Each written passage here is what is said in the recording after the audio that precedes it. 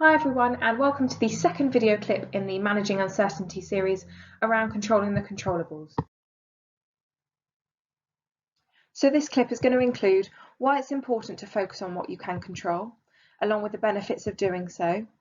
I'm going to provide you with some examples of what is in and out of your control, specifically in sport. And then finally, I'm going to provide you with some practical exercises, along with some tips to practice focusing on what is in your control. So let's start off by explaining why it's important to focus on what you can control. And there will be times when you cannot control everything, but there's no point in wasting any of your valuable time or energy on something that you cannot control. So it's really important that you acknowledge it and then move on to something that you can control, whether that's in life or within your sport. And there are loads of different benefits as a result of focusing on what you can control, but some of these include by putting your effort into what you can impact, you can make a bigger difference. You have more focus and energy on the task. You will have the motivation to take that next step forward in anything that you do. And you are far more likely to experience success by focusing on what you can control. Now we've identified why it's important to focus on what you can control, as well as highlighting the benefits of doing so, I thought it'd be useful to just illustrate some examples of what we mean when we say focus on what you can control and try not to be distracted by things that are outside your control. So my first examples are all factors that are in your control. So these include the amount of effort you put into training, your response to a situation, your motivation and energy levels, your focus at a competition, and finally, your ability to plan and structure a task or training day.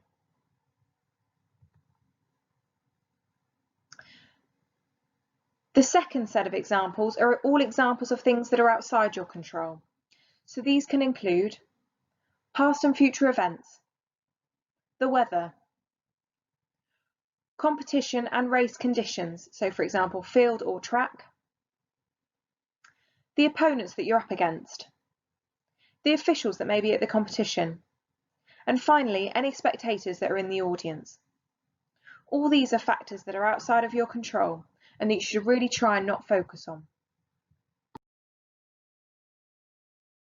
Okay, so now we're going to go through a really simple practical exercise which is going to help you to identify the factors that are in and out of your control. So firstly, I want you to draw a circle on a piece of paper. Then I want you to take a moment to think about the following. What parts of being an athlete do you have complete control over?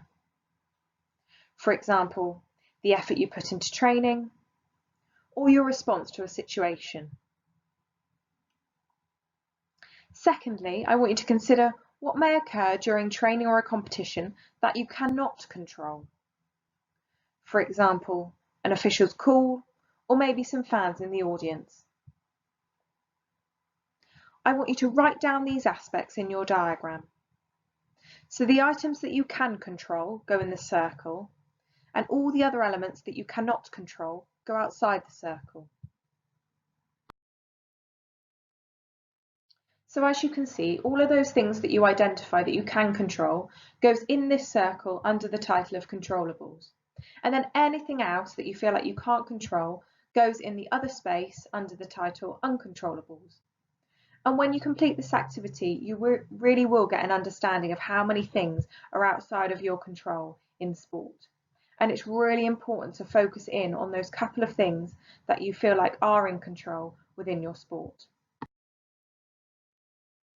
So my two key tips to help practice focusing on what you can control include identifying a go-to controllable element in your sport, such as a technical cue. For example, strong start, stick to the game plan, or anything that is relatable to you and your sport. And I want you to repeat this cue to yourself as often as possible.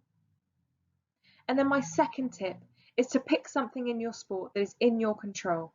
And I want you to use this to shift your focus when you notice yourself thinking about something that's uncontrollable or out of your control.